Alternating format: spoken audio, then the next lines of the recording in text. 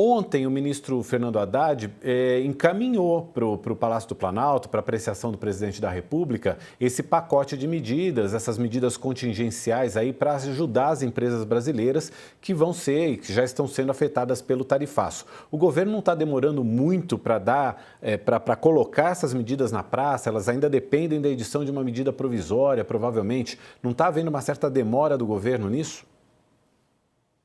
Sem nenhuma dúvida, há demora.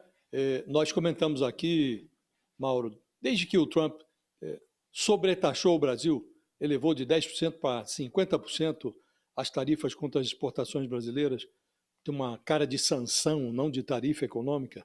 Desde então, todo mundo que observa a cena tem a impressão de que, e nós dissemos isso aqui, que do ponto de vista político, o Lula tinha recebido um presente, porque estava lá o bolsonarismo, o filho do ex-presidente Bolsonaro, o Eduardo Bolsonaro, agarrado à barra da calça do Trump, reivindicando punições para o Alexandre de Moraes, e ele obteve muito mais, obteve uma punição a empresas e empregados no Brasil, né?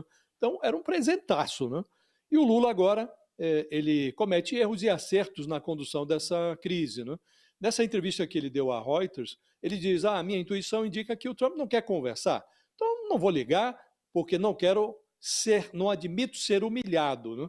Conversa entre chefe de Estado não é conversa de boteco. Evidentemente, o Trump já deu demonstrações de que o bom diálogo para ele é aquele que ele obriga o interlocutor a calar a boca. Então, um eventual telefonema não deveria depender da intuição do Lula, mas de uma negociação diplomática que desse garantias ao presidente brasileiro que, num eventual telefonema, ele seria atendido e respeitado. O Lula disse nessa mesma entrevista, só o povo manda no presidente no Brasil.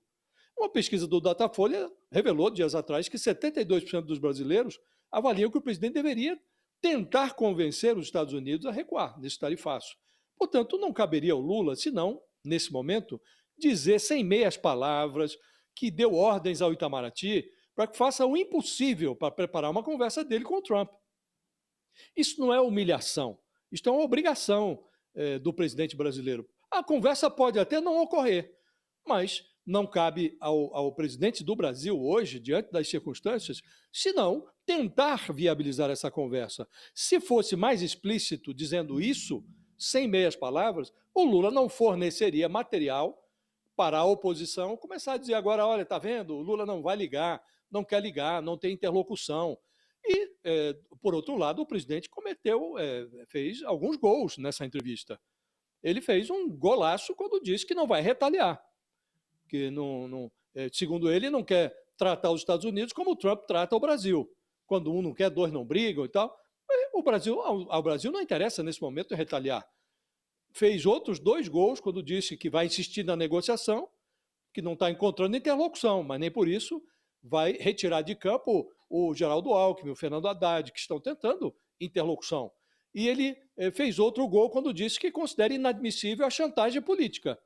Ele falou na entrevista, olha, o julgamento do Bolsonaro é o Supremo que está cuidando e o Supremo não se importa com o que o Trump diz e nem deveria se importar. Então, ele foi muito bem nesses pontos e acho que deslizou, bateu na trave ali em relação ao telefonema para o Trump.